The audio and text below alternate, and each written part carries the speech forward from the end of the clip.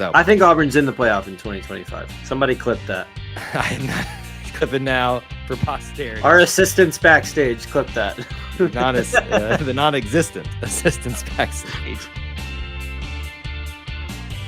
We have got a big topic tonight that we have been sitting on, Austin, for a while. We are not in football season, but we got to talk about football. 2025 football. It's a ways of the way out there. What we're going to discuss is the SEC 2025 schedule that was released. I don't know. What was it at this point, Austin? Like, was it March? It's been a minute. Something like mid-March, maybe. Maybe like that. So that tells you how long I've been sitting on this thing. We have a lot to analyze with that, but it is also very familiar because it's literally the exact opposite of what we're doing this year. So there is still stuff to talk about, but it's kind of just more of the same. Is it in the same order? Do we know that yet? We don't know the order. That's a great question. Let's start off there. We don't know the dates of basically everything, minus take it to the bank. The Iron Bowl will be the last game of the year. Yeah. If you want to talk about the full schedule, some of those have already been announced at the beginning of the year. Like, that the UCLA game that year is going to be played early. Wow, I forgot about that. Remember about that. But we're focusing on the. It's Baylor, isn't it? I believe it's UCLA next. I think we got a home and home. 25. I think it's UCLA home and home, Baylor home and home, Miami home and home, and then after that, I think we're open. I don't know. I could be wrong. Research. We're focusing on the SEC aspect of it. Obviously, you could call this like a preview of sorts if you want to. More just kind of way too early analysis of it at this point. So let me give you the rundown of what is in the SEC schedule. This is your home schedule for 2025. Alabama, Georgia, Kentucky, Missouri at home. Away will be Arkansas, Oklahoma, Texas A&M, and Vanderbilt. Again, this is the exact opposite of what it was, or what it will be, I guess, in 2024, since we haven't played that, depending on when you're watching this, that particular schedule yet. So the first thing that I want to start with, Austin, is we heard a lot about a talk with Oklahoma and Texas joining that the 2024 schedule was going to be not, it was going to be a placeholder. Let me put it not to a you precedent. That way. Not a precedent. And then suddenly we've reversed course for a year and we're doing the exact same thing, just opposite, which if Auburn had to redo it again, you've got some names on there you probably want to see a few times. Let's point that out. There's also some names on there that you'll see every year that make it still quite challenging. Thoughts on that? Are you okay with this, trying it for a second year? Yeah, I'm okay with it. I think it kicks the can down the road for them to really decide what they want to do in terms of like the format of 8 or 9 conference games, as well as you're going to have, what are your permanent rotation opponents, things like that. That doesn't seem like that's been defined by just extending this another year and just flipping everybody home and away. I think it's fine, though, for Auburn especially. I'm fine with it. You read, remind me again, Kentucky, Georgia, Alabama, and Missouri at home. Missouri at home, you got it. Love that. I love every bit of those 4 at home. I think those are much tougher than the 4 on the road with Vanderbilt, A&M, Oklahoma, and Arkansas. So I'm happy with that. I hope that they do announce kind of a plan for the future in terms of who are your rotational opponents. Are we doing 8 or 9? Because I don't think that you can get away with not having that set for much longer. Here's my take on why this is continuing. Because I think the precedent has been set by Greg Sankey that, and whether we go back to decisions made during COVID and stuff like that, being very forward and not following the current of things, of just trying to make the best decision for the future. I trust in his decision making. And so if he had to reverse course and just do this again for a year, what that tells me is there's more coming we're not privy to, but you can probably guess what it is. Realignment, additions. We don't know what the ACC feel like it's going to implode at any point. And, Florida State, Clemson are going to go here and there all around the square.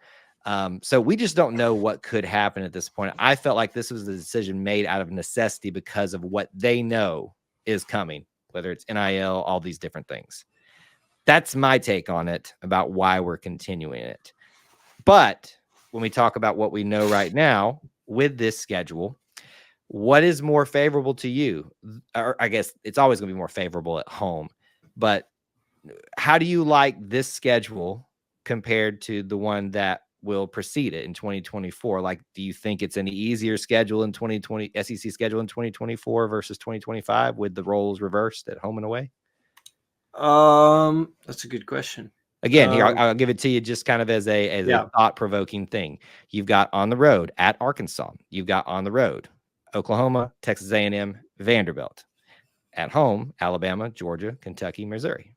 Now, look, I mean, I think my gut says I think 25 does sound easier I think so at the beginning. And I'm happy with 24 schedule. We've talked about that at length in a previous episode. It's about time Auburn got some help in the scheduling after. I mean, you already play Alabama and Georgia every year. That's right. You almost take that out of it. You know that's coming in the odd years. You're going to have them at home. So that already, like you said, kind of lends itself to being easier. But then you look at Kentucky and Missouri are two East teams that have slowly but surely risen up right behind Georgia in that upper echelon of at least being competitive. Then you look at so you get them at home in 25. Yeah.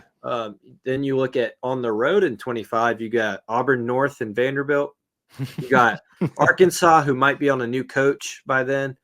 You got Oklahoma, who might be on a new coach by then, still figuring out the SEC, and then A&M, it's A&M. Auburn's had plenty of success at Kyle Field, so I'm gonna lock into 25. I think is more to look forward to and easy. Now, hey, you got to win all your games. You still got to win. You still got to go out there and compete. Who knows what rosters will be like by then? In another 2 portal sessions by then. So. Yeah, but I think my gut says 25. So if you look at this schedule right here, you've got Alabama with second year under Kalen DeBoer, unless they have an absolute implosion, which would be hilarious to watch and watch him get run out of town in a handbag.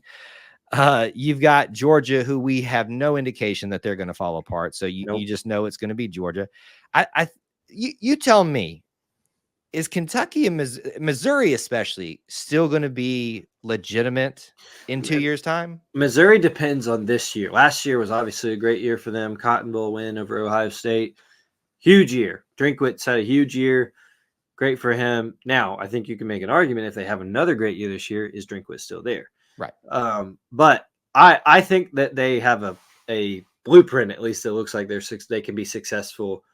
But I don't know if Kentucky and Missouri both. It feels like one of them has to take that step to where it's the second team behind Georgia. It's not going to be Florida. I don't see Florida.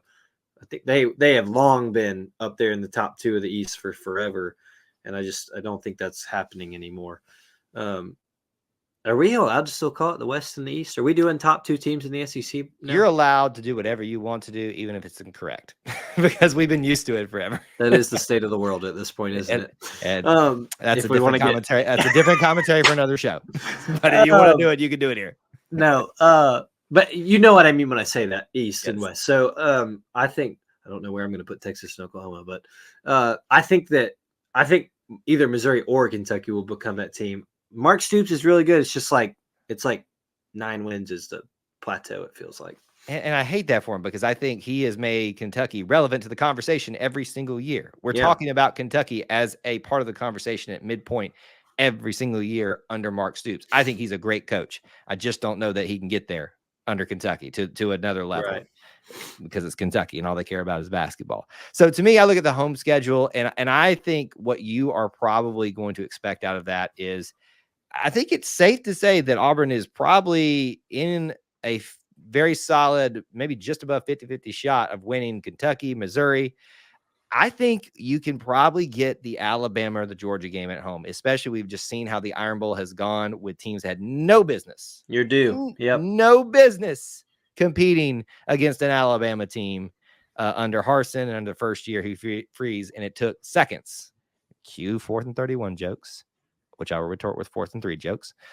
That in and of itself shows you that you should probably get one of those there. So I would feel comfortable saying, and in the home portion of this SEC schedule, 3-1 is highly probable. Is that a fair statement? I think that's a fair statement. So if I had to ask you, looking at this away schedule again, Arkansas, Oklahoma, Texas A&M, Vanderbilt, what do you think?